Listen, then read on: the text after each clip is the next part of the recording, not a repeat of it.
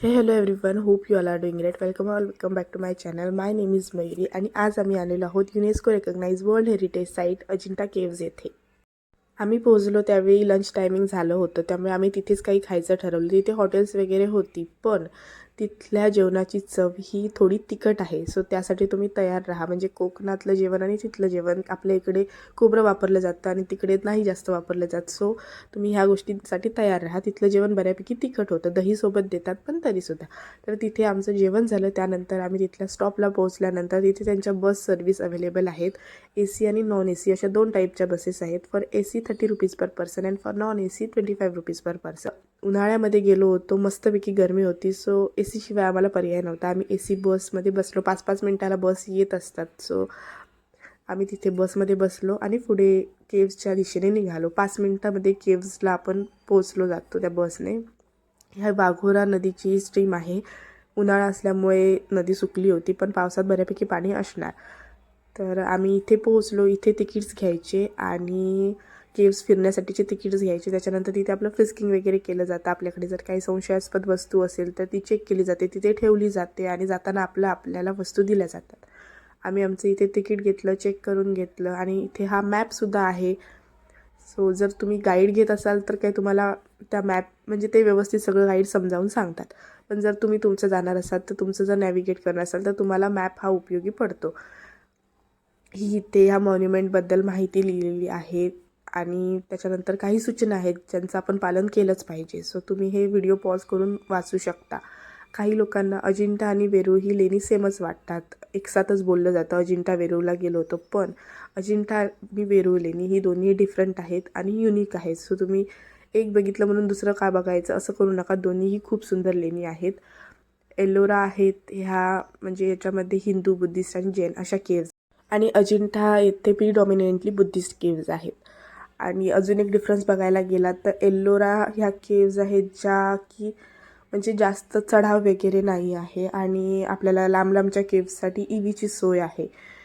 तर एल्लोराच्या इथे आपण म्हणजे चालत वगैरे सुद्धा फिरू शकतो. जर EV वगैरे सुद्धा नाही केली तरी कैलाश टेम्पल आहे ते आपण चालत जाऊन बघू शकतो. पण अजिंठा ह्या डोंगर रांगांमध्ये कोरलेल्या आहेत. डेफिनेटली एल्लोरा पण डोंगर रांगांमध्येच कोरलेले आहेत, पण अजिंठा येथे जाण्यासाठी सुरुवातीलाच पायऱ्या आहेत आणि चढाव आहे. सो त्याच्यासाठी तयार राहा की आपल्याला खूप चालावं लागतं कम्पेअर टू एल्लोरा. आणि अजिंठाच्या येथे पोर्टर सर्व्हिस, डोली, चेअर सर्व्हिस वगैरे अवेलेबल आहेत. मी आधीच ह्याचा इथे एक व्हिडिओ अटॅच केला आहे. सो तुम्ही तो पॉज करून बघा, म्हणजे तुम्हाला चार्जेस समजतील. आणि अजिंठाच्या येथे पायऱ्याच नाही तर रॅम्पसुद्धा आहे. म्हणजे जर तुम्हाला पायऱ्या चढायला वगैरे प्रॉब्लेम होत असेल तर आपण नॉर्मल रॅम्पने सुद्धा चालत जाऊ शकतो. आणि रॅम्पने गेल्यावर एक फायदा होतो की पुढे जरा एक नॉर्मल असा रोडसारखा आहे. सो तिथे एक बरं पडतं. पायऱ्याने गेल्यावरती सारखं आपलं म्हणजे चालावं लागतं. तर आम्ही ज्या टायमिंगला गेलो होतो त्या टायमिंगमध्ये खूप कमी टुरिस्ट होते आणि त्यामुळे आम्हाला हे सगळं व्यवस्थित फिरता आलं. जास्त गर्दी नव्हती. तुम्ही जायचं बघत असाल तर उन्हाळ्यामध्ये जायचं असेल तर खूप प्रचंड इथे तापतं. तर तुम्ही तुमचे म्हणजे हायड्रेशनची वगैरे तुमच्या काळजी घ्या.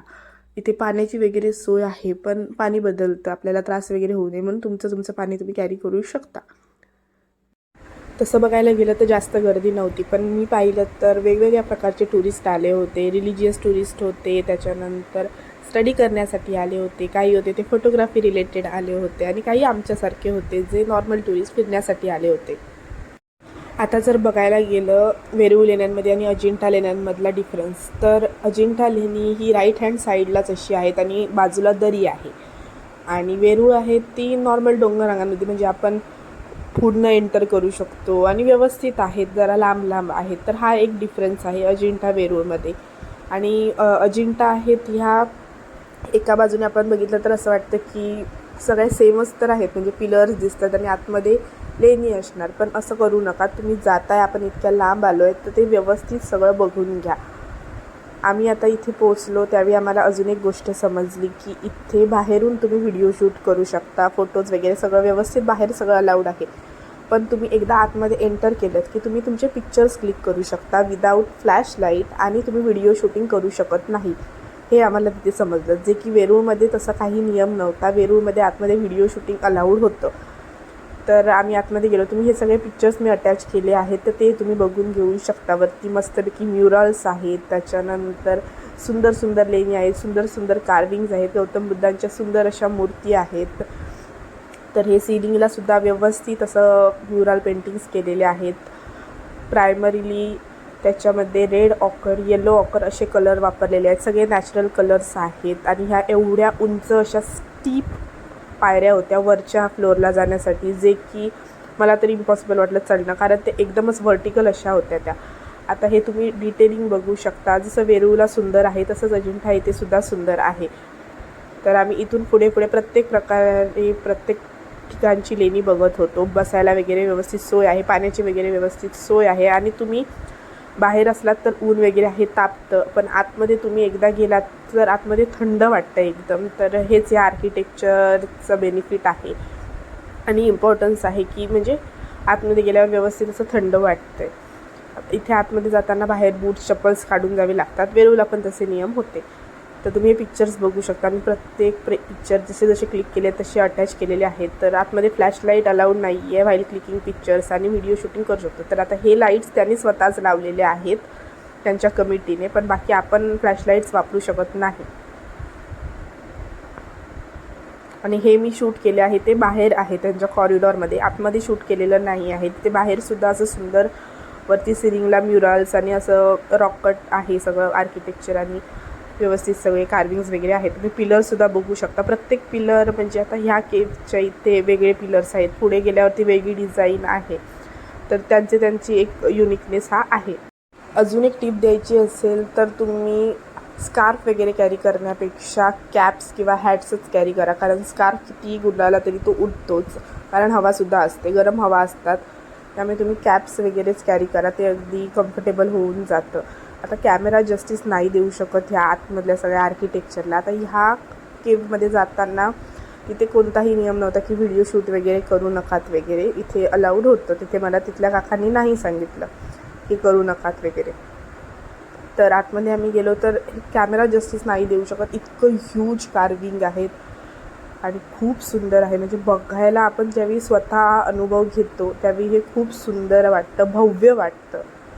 तर व्हिडिओग्राफी किंवा फोटोग्राफी न करण्यामागे, रेस्ट्रिक्शन असण्यामागे त्यांची काही कारणं आहेत. कारण ही कार्विंग जुनी आहेत, फ्रेस्कोज वगैरे आहेत, म्युरल्स पेंटिंग्स वगैरे आहेत. तर आपली लाईट हीटला ते तेवढं कम्फर्टेबल नाही आहे. त्या आपल्या लाईट्समुळे वगैरे ते डॅमेज होऊ शकतं. त्यासाठी म्हणून त्यांनी ही प्रिव्हेन्शन्स घेतलेली आहेत. तर आम्ही 2-2.5 तास अजिंठा येथे होतो आणि दूरपर्यंत लेणीच दिसत होती. खूप सुंदर वाटत होतं.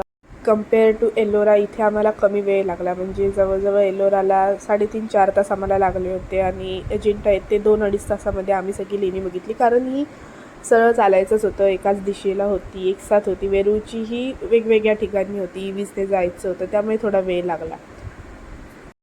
सर्व लेणी मन भरून बघून झाल्यानंतर आम्ही मागे येताना तिथे एक छोटंसं शॉपिंग मार्केट आहे, तिथे सुव्हेनियर्स वगैरे तुम्ही परचेस करू शकता. सुंदर सुंदर असे स्टोनमध्ये बनवलेले ऑर्नामेंट्स वगैरे होते. त्याच्यानंतर काही बॅग्स वगैरे, फ्रीज मॅग्नेट वगैरे, असे काही सुव्हेनियर्स तुम्ही घेऊ शकता. तिथे व्यवस्थित आहेत आणि व्यवस्थित बार्गेन करा, चांगल्या रेटमध्ये ते आपल्याला देतात. इन्फॉर्मेशनसाठी तिथे खाली बुक्स वगैरे सुद्धा सेल करत होते, जसं एलोराला करत होते, आणि गाईड्स वगैरे सुद्धा अवेलेबल होते. पण जर तुम्ही गाईड्स वगैरे नसतील घेतले तर तिथे जे केअरटेकर्स किंवा गार्ड सिक्युरिटीवाले जे काका आहेत त्यांना तुम्ही विचारलं तर ते सुद्धा तिथली व्यवस्थित माहिती सांगतात आणि स्वतःहून हौशेने सांगतात. तर आम्हाला तिथल्या काकांनी सुद्धा व्यवस्थित काही माहिती सांगितली होती, तर तुम्ही सुद्धा त्यांना विचारू शकता, ते व्यवस्थित तिथे माहिती वगैरे सांगतात. लेणी मन भरून बघून फायनली आम्ही आमच्या परतीच्या प्रवासाला निघालो. अजून एक महत्त्वाची टिप द्यायची तर तुम्ही जर इथे येत असाल तर इथले टायमिंग्स, त्याच्यानंतर हॉलिडेज वगैरे व्यवस्थित चेक करून या, कारण एवढा लांब येऊन आपला फियास्को होण्यापेक्षा जर व्यवस्थित टायमिंग वगैरे बघून या, म्हणजे आपल्याला हवा तेवढा वेळ तिथे सगळं पाहता येतं. इथून बाहेर पडून आम्ही आमची तिकीट्स रिटर्न करून आमच्या ज्या वस्तू तिथे ठेवल्या होत्या त्या सगळ्या घेतल्या आणि इथल्याच बसने पुढे निघालो. बसमधून उतरल्यानंतर पुढे ते छोटंसं मार्केट आहे जे मी मेन्शन केलं होतं, जिथे आम्ही लंचसुद्धा केला होता. तिथेच आम्ही थोडा वेळ स्पेंड करायचं ठरवलं. काही गोष्टी खरेदी केल्या आणि तिथून आम्ही आमच्या पुढच्या प्रवासाला सुरुवात केली. अजून एक साम्य महत्त्वाचं सांगायचं झालं वेरूळ आणि अजिंठामध्ये, तर इथे सुद्धा तितकीच माकडं आहेत जितकी वेरूळला सुद्धा आहेत. सो त्यांच्यापासून सावध राहा. तुम्ही तुमची अजिंठाची ट्रिप कधी प्लॅन करता हे मला नक्की कमेंट करून सांगा. व्हिडिओ आवडला असेल तर लाईक करा, चॅनलला सबस्क्राईब करा, जास्तीत जास्त लोकांपर्यंत हा व्हिडिओ शेअर करा आणि कसा वाटला हे सुद्धा कमेंट करून सांगायला विसरू नका. Thank you for watching.